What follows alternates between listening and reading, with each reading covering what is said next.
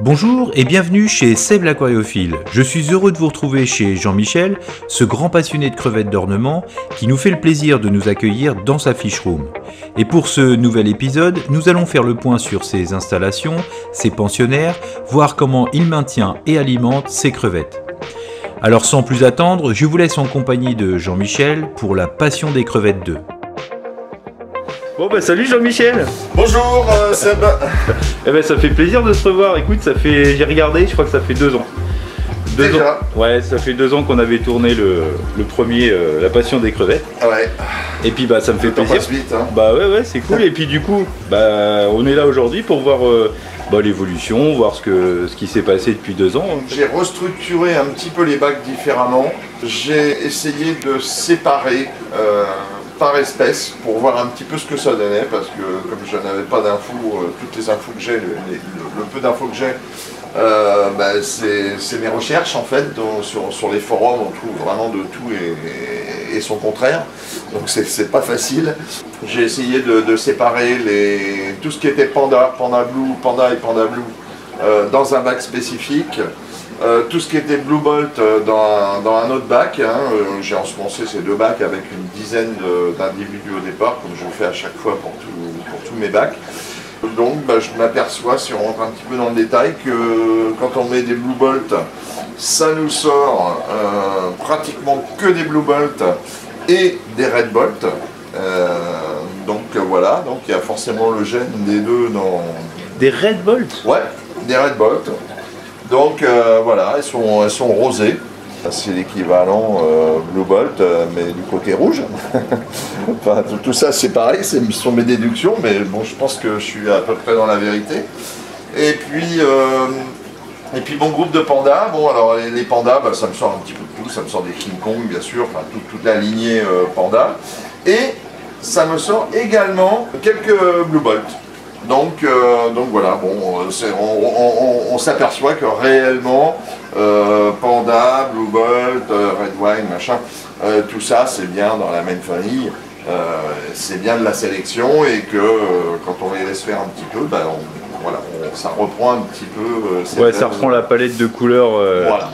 S'il y en a une qui est vraiment pas belle, tu l'enlèves ou non, moi je les laisse faire, non, je suis pas là pour faire de la sélection, je m'amuse avec en fait, hein. Donc je m'amuse et puis j'essaye de comprendre le pourquoi du comment. Je me souviens la dernière fois, tu avais aussi une belle souche.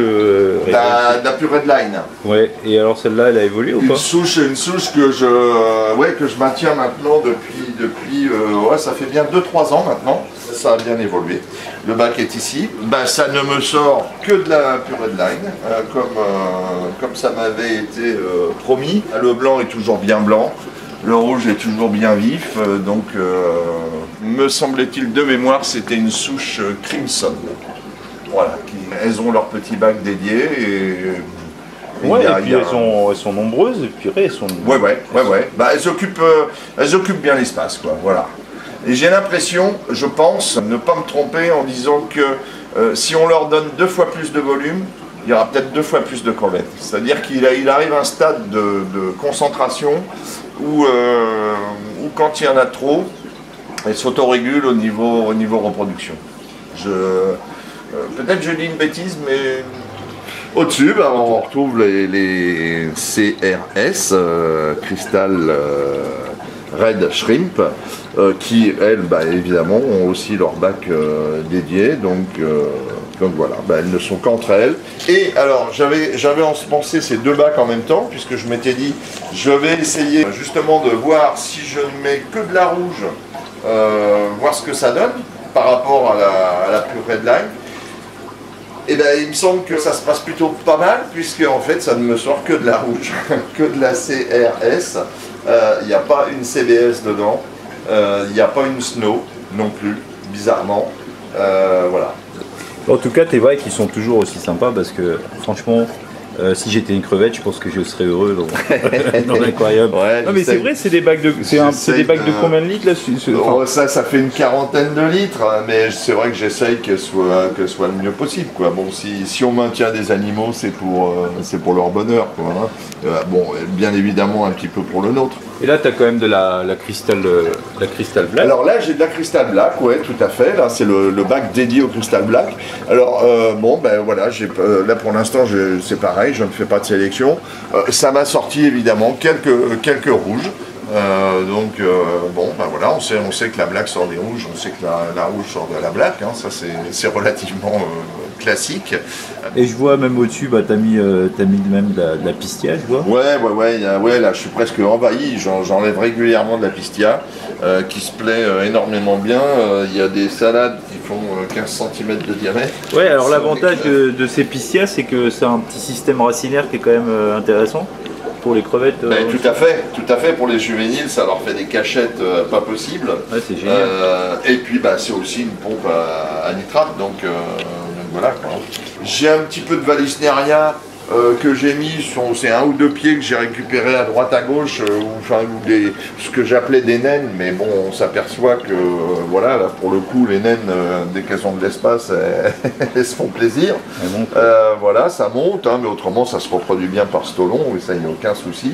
J'ai toujours ma Pélia, mes souches de Pélia, ça j'adore ça, ce qu'on appelle aussi le varech d'eau douce. Et puis bah, bien évidemment, plusieurs sortes de mousse, Christmas moss, de la mousse de Java, de la mousse un peu grossière, enfin quelques variétés de mousse qui complètent tout ça. Non, ouais, c'est cool. Et alors le système de filtration, c'est toujours le même?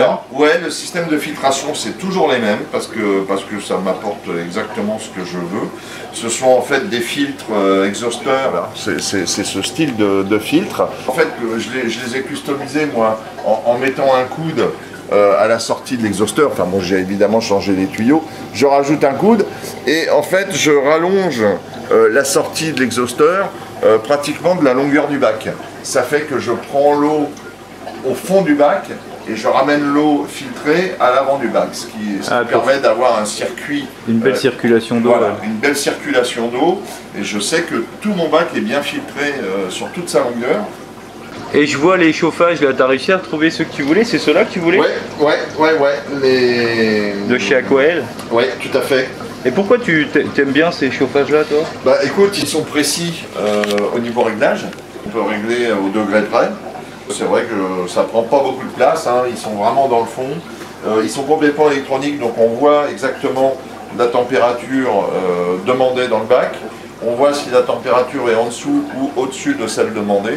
Donc voilà, moi ça fait exactement tout ce que je demande.